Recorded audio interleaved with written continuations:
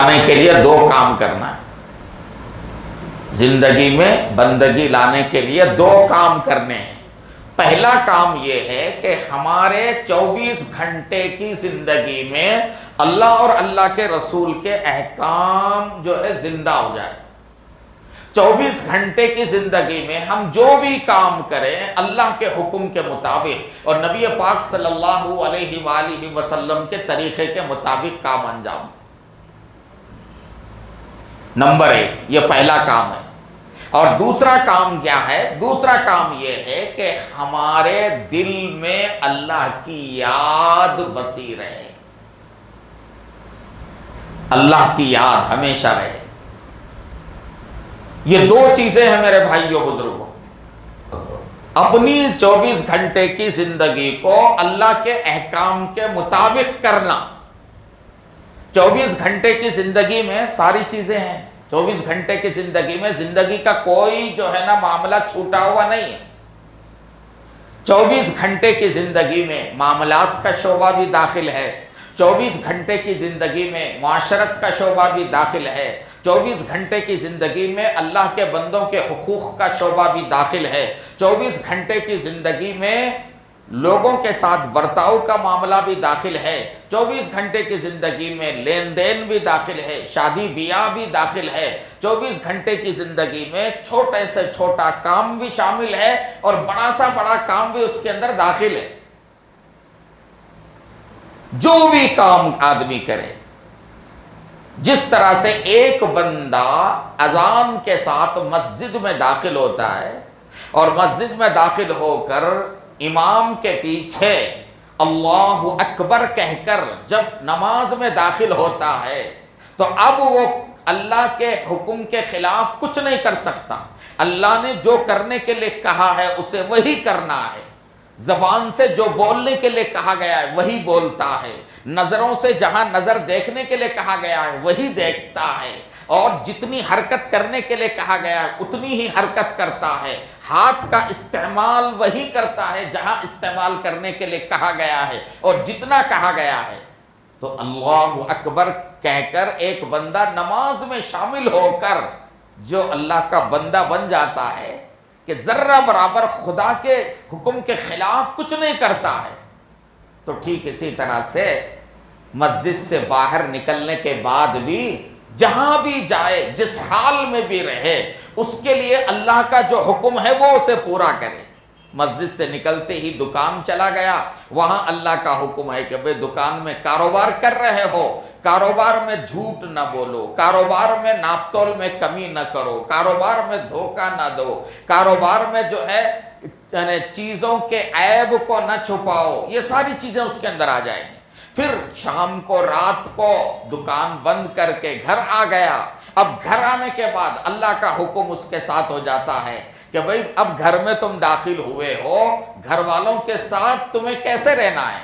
وَعَاشِرُوهُنَّ بِالْمَعْرُوفِ، اپنے اہل و عیال کے ساتھ اچھا برتاؤ کرو، بیوی کے ساتھ اچھا برتاؤ، بچوں کے ساتھ اچھا برتاؤ. الغرض گھر سے نکل کر دوست و احباب سے مل رہا ہے، پڑوسیوں میں جا رہا ہے، رشتہ داروں میں جا رہا ہے، تو وہاں کیسے رہنا ہے، پورا اللہ کے احکام ہے. اب زندگی گزرتی رہے گی. کبھی جو ہے گھر میں اولاد کے رشتے کا مرحلہ آئے گا، نکاح کا مرحلہ آئے گا. یہاں بھی اللہ کا حکم ہے رشتہ کر رہے ہو تو دین کو ترجیح دو، دیندار رشتے کو ترجیح دو.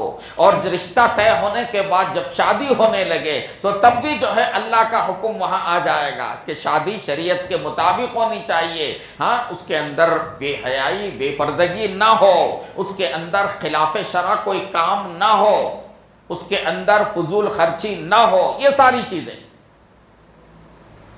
ہماری زندگی کا میرے بھائیوں بزرگوں کوئی حصہ، کوئی زندگی کا شعبہ، زندگی کا کوئی عمل ایسا نہیں ہے جس کے بارے میں اللہ اور اللہ کے رسول کا حکم نہ ہو.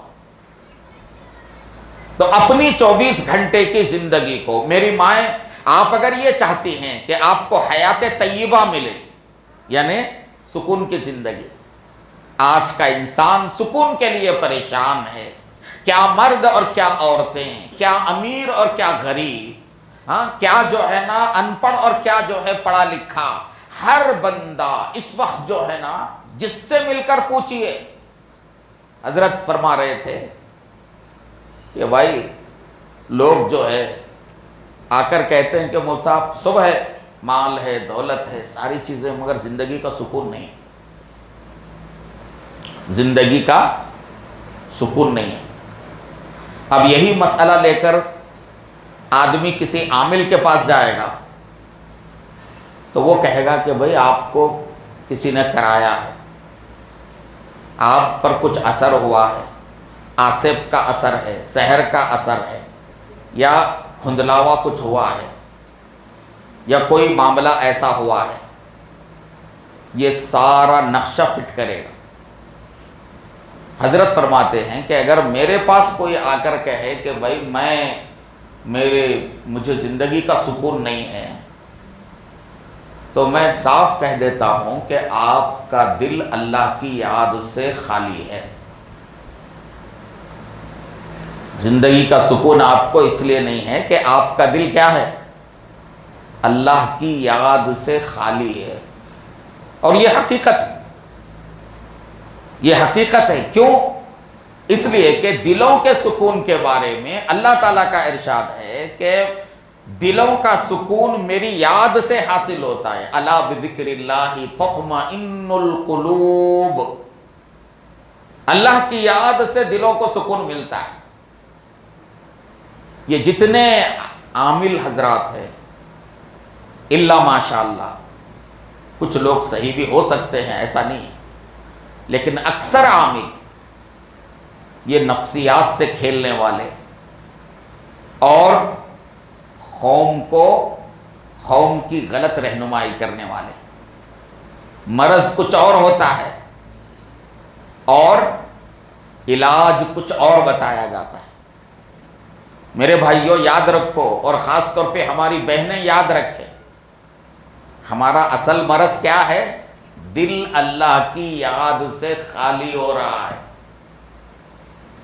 یہ ہماری زندگی کا جو سکون ختم ہو گیا نا، سکون ختم ہونے کی بنیادی وجہ دل اللہ کی یاد سے خالی ہو گیا.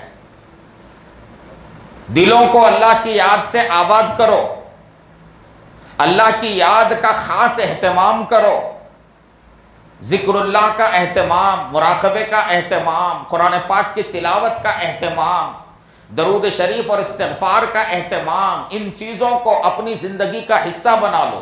اور پھر اللہ کی یاد سے مراد خالی مراقبہ کر لینا اور تھوڑی دیر ذکر کرنا ہی نہیں. اللہ کی یاد کا مطلب یہ ہے کہ آدمی اللہ کو اپنے دل میں اس طرح سے یاد رکھے کہ جب اللہ کا حکم آئے تو فوراً اللہ کے حکم پر چلنے والا بنے. اللہ کو یاد کرنے کا مطلب کیا ہے؟ جس وقت اللہ کا جو حکم میرے سے متعلق ہے، مجھے اللہ کا وہ حکم اگر یاد آتا ہے اور میں اس حکم پر عمل کر لیتا ہوں تو سمجھ لینا چاہیے کہ میرے دل میں اللہ کی یاد ہے. آج کل کیا ہو رہا ہے؟ بہت ساری کارآمد چیزیں ہمارے پاس ہوتی ہیں مگر ہمیں یاد نہیں رہتا. بہت ساری کارآمد چیزیں ہمارے پاس ہوتی ہیں، دین کی بہت ساری کارآمد چیزیں لوگوں کے پاس ہیں مگر یاد نہیں ہوتا. حضرت نے مثال دے کر فرمایا، ایک صاحب جنگل میں ہے، دور سے جو ہے نا ایک درندہ آ رہا ہے، دوڑے دوڑے آ رہا ہے. اب یہ صاحب کھڑے ہیں، پریشان ہو رہے ہیں. وہ درندہ قریب آیا، یہ پریشان رہے. درندہ آیا اور درندہ نے حملہ کیا اور درندے نے جو ہے ان کو زخمی کیا، ہاتھ ٹوٹ گیا اور بہرحال پریشان ہوئے. اس کے بعد درندہ چلا گیا. جب ان کو فرصت ملی تو انہوں نے سوچا، ارے بھائی میرے جیب میں تو بندوق تھا، میرے جیب میں بندوق تھا، اور اگر میں پہلے سے جو ہے تھوڑے سے فاصلے پہ رہتے ہوئے اگر میں بندوق استعمال کرتا تو وہ درندہ ڈھیر ہو جاتا تھا اور مجھے جو ہے حملے کا شکار ہونے کی نوبت نہیں آتی تھی. بھائی ایسا بندوق رکھ کے فائدہ کیا ہے جو ہے بول کے یاد اگر نہ ہو. میرے اور آپ کے پاس دین کا ایسا سرمایہ ہے جس سے ہماری ہر بیماری دور ہو سکتی ہے. بالخصوص بے سکونی کی جو بیماری ہے اس کو دور کرنے کے لیے ہر مسلمان کے پاس اللہ کی یاد کی شکل میں، اللہ کے احکام کی شکل میں بندوق ہے، مگر ہم کو یاد نہیں ہے یہ ہے. اور بعض دفعہ کیا ہوتا ہے بول کے یاد بھی رہتا مگر استعمال نہیں کرتے. کئی کو استعمال نہیں کرتے؟ سستی. امت کا ایک بڑا طبقہ ایسا ہے کہ جس کے پاس دین ہونے کا احساس ہی نہیں ہے، بلکہ اس کو دین کا علم ہی اس کو نہیں ہے. ایک طبقہ وہ ہے جس کے پاس دین کا علم ہے، معلومات ہیں، مگر وقت پر وہ یاد نہیں آتا، وقت پر وہ یاد نہیں آتا. اور ایک طبقہ وہ ہے کہ اس کے پاس جو ہے نا دین کا علم اور دین کی ضروری باتیں ہیں اور استعمال کرنے پر وہ فائدہ حاصل کر سکتے ہیں، اور ان کو یاد بھی ہے کہ بھئی میرے پاس یہ چیز ہے، مگر وہ سستی کی وجہ سے استعمال نہیں کرتے، سستی کی وجہ سے استعمال نہیں کرتے. حضرت جو ہے اس کی مثال دیتے ہوئے فرمایا، ایک صاحب رات میں تاریکی میں چل رہے تھے. ایک صاحب رات کی تاریکی میں راستے پہ چل رہے تھے. جیسے آج کل جگہ جگہ سڑکیں کھدی ہوتی ہیں اور گڈھے ہوتے ہیں، تو رات کی تاریکی تھی، اندھیرا تھا. وہ صاحب چلتے چلتے جو ہے نا گڈھے میں گر گئے اور شور کرنے لگے کہ بھائی مجھے نکالو یہاں سے. پکارنے لگے، چیخنے چلانے لگے.